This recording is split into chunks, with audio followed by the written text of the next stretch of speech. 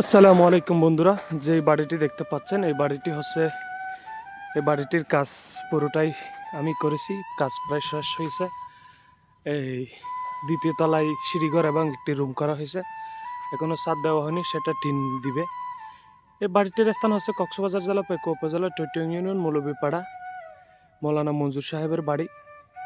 বাড়িটির সামনে জানলার ডিজাইন সম্পূর্ণ সুর কলম যে দুটো আছে সেগুলো সবগুলো মিলিয়ে অসাধারণ একটি বাড়ি হয়েছে। আপনারা দেখতে পাচ্ছেন এই বাড়িটির কত টাকা খরচ হয়েছে এবং কতগুলো রড লাগছে, কতগুলো সিমেন্ট, সম্পূর্ণ ডিটেলস আমি আপনাদেরকে বলবো।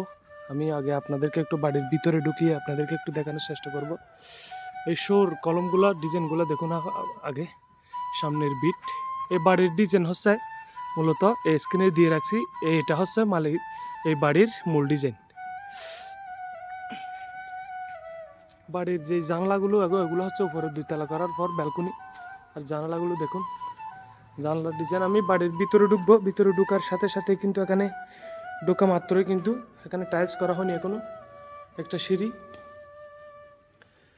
আছে, সিঁড়িটা এক পাশে দেওয়া হয়েছে।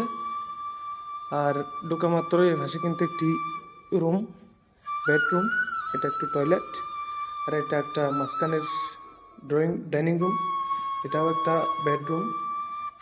আর এই পাশে আর একটা বেডরুম রেডি করা হয়েছে, তেতলা মারা। যেই সিঁড়িটা দেখতে পাচ্ছেন, এই সিঁড়িটা আসলে টাইলস এখনো করা হয়নি, পরবর্তী করবে। মূলত এই বাড়ির 3টি বেডরুম, একটি ড্রয়িং ডাইনিং রুম, সিঁড়ির সামনে যেটা দেখতে পাচ্ছেন সেটা 2টি বাথরুম, একটি বাথরুম বাইরে করা হয়েছে আপনারা দেখতে পাচ্ছেন, আর একটি 3টি বাথরুম, একটি বাথরুম বাইরে আর 2টি বাথরুম ভিতরে। সামনে যে সামনে খালি রাখা হয়েছে এগুলো টাইলস করা হবে, সেজন্য বাড়িটা যখন কমপ্লিট রং করা হবে সেটা তখন আরেকটা ভিডিও নিয়ে আসবো। এই বাড়িতে আপনারা যদি এরকম একটা বাড়ি করতে চান তাহলে আপনাদের 30 লক্ষ টাকা খরচ হতে পারে।